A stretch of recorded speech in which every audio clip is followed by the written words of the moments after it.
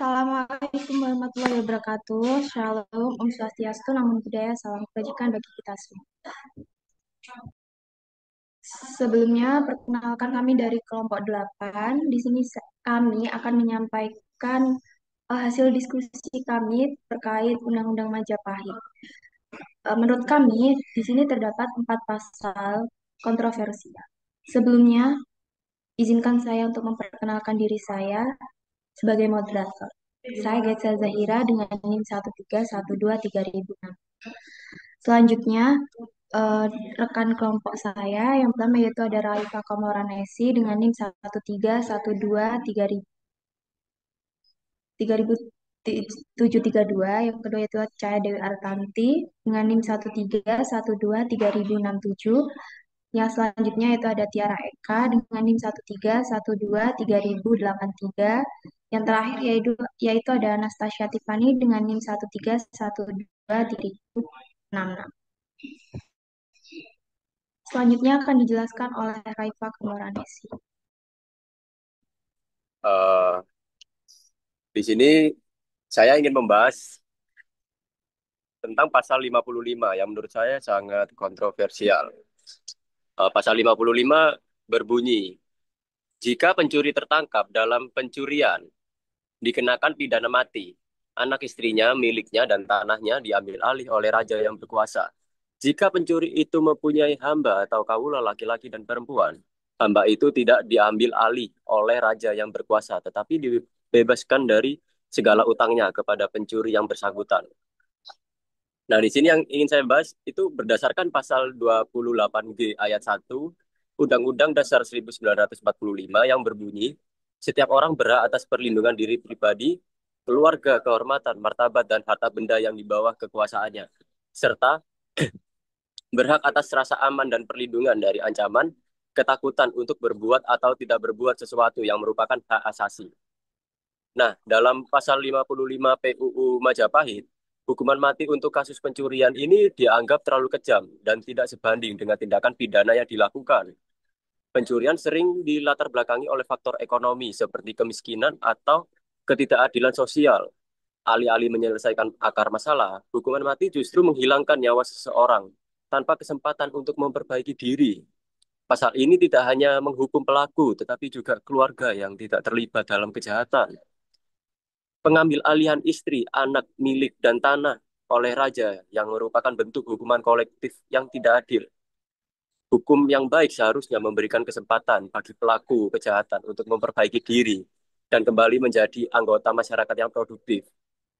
Hukuman mati serta perampasan hak keluarga justru menghilangkan kemungkinan hidup sosial dan tidak menyelesaikan masalah kriminalitas secara berkelanjutan.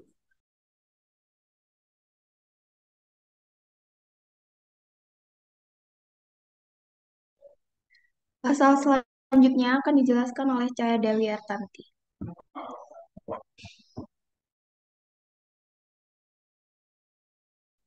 Pasal yang kita soroti selanjutnya adalah pasal 188 yang berbunyi, jika setelah lama kawin dan dari perkawinan itu lahirlah anak, maka bapak yang berhak atas anak itu, ibunya tidak mempunyai hak atas anaknya.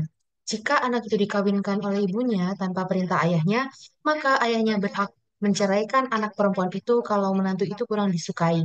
Ibunya harus mengembalikan tukon kepada pemuda yang ditolak oleh ayahnya. Hal ini mengesampingkan kesetaraan gender dan ketidakadilan dalam pembatalan perkawinan. Ini bertentangan dengan prinsip kesetaraan gender yang diakui secara luas dalam hukum modern dan norma sosial.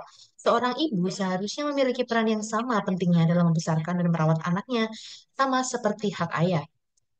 Jika dilihat pada Undang-Undang Dasar Negara Republik Indonesia tahun 1945, ayat 20, pasal 27 ayat 1, di mana pasal ini itu mengutamakan persamaan kedudukan di hadapan hukum yang bertentangan dengan diskriminasi hak antara ayah dan ibu yang seharusnya mempunyai hak sama atas mengasuh anak. Selanjutnya, memberikan hak mutlak kepada ayah untuk menceraikan anak perempuannya tanpa mempertimbangkan persetujuan dari sang anak adalah alasan yang tidak sah dan tidak adil.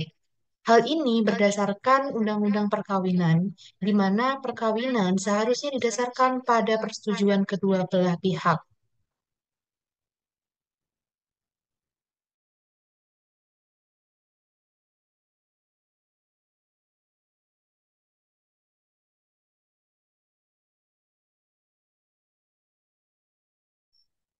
Pasal selanjutnya akan disampaikan oleh Tiara Eka.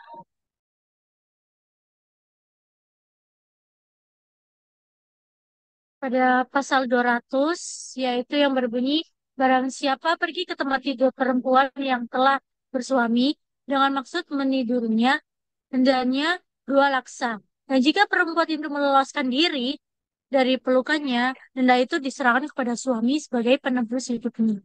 Jika dia berhasil menidurinya, dikarenakan dikenakan pidana mati oleh sang suami. Kami kontra dengan pasal ini karena mengapa sang suami saja yang berhak untuk menghukum mati si pelaku? Karena akan lebih baik jika perkara tersebut dilimpahkan ke pengadilan saja dan hakimlah yang memberikan hukuman yang setimpal dengan perbuatannya.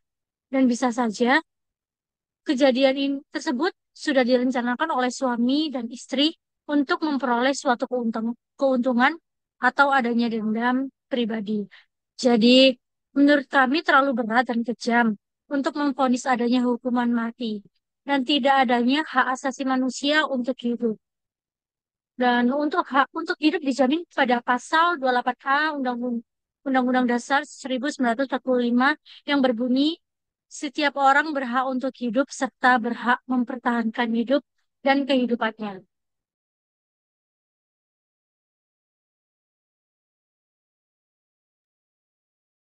Pasal selanjutnya akan dijelaskan oleh Anastasia Tufana. Baik, di sini saya akan menyampaikan ketidaksetujuan saya mengenai pasal 207 ini. Di pasal 207 mengatakan bahwa barang siapa memegang seorang gadis, kemudian gadis itu berteriak menangis, sedangkan banyak orang yang mengetahuinya, buatlah orang-orang itu saksi sebagai tanda bukti.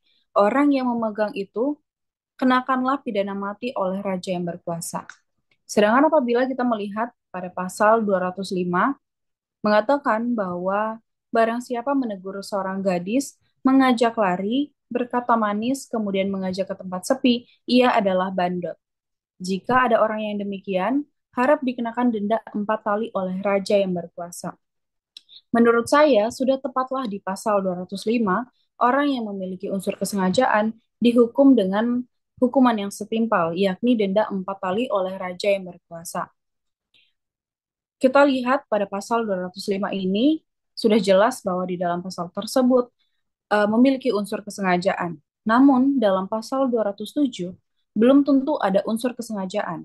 Namun, di dalam pasal 207 itu, dikatakan bahwa apabila ada orang yang memegang itu, maka kenakanlah pidana mati oleh raja yang berkuasa. Saya menyoroti dalam asas praduga tak bersalah, yakni yang merupakan salah satu prinsip hukum yang fundamental dalam sistem peradilan pidana, menyatakan bahwa seseorang dianggap tidak bersalah sampai terbukti bersalah di pengadilan. Maka dari itu, berdasarkan asas praduga tak bersalah ini, seharusnya tidak hanya karena seorang gadis yang teriak menangis, maka langsunglah orang tersebut dipidana mati, namun seharusnya ada pengadilan yang mengadili perkara tersebut dan memberikan hukuman yang setimpal dan sebenar-benarnya. Dilihat lagi bahwasanya pidana mati itu sangat tidak relevan di kehidupan kita saat ini karena sangat-sangat bertentangan dengan hak asasi manusia. Sekian dan terima kasih.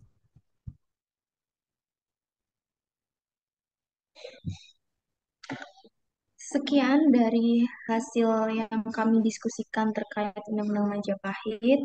Selebihnya terima kasih. Mohon maaf bila ada kesalahan saat kami menyampaikan.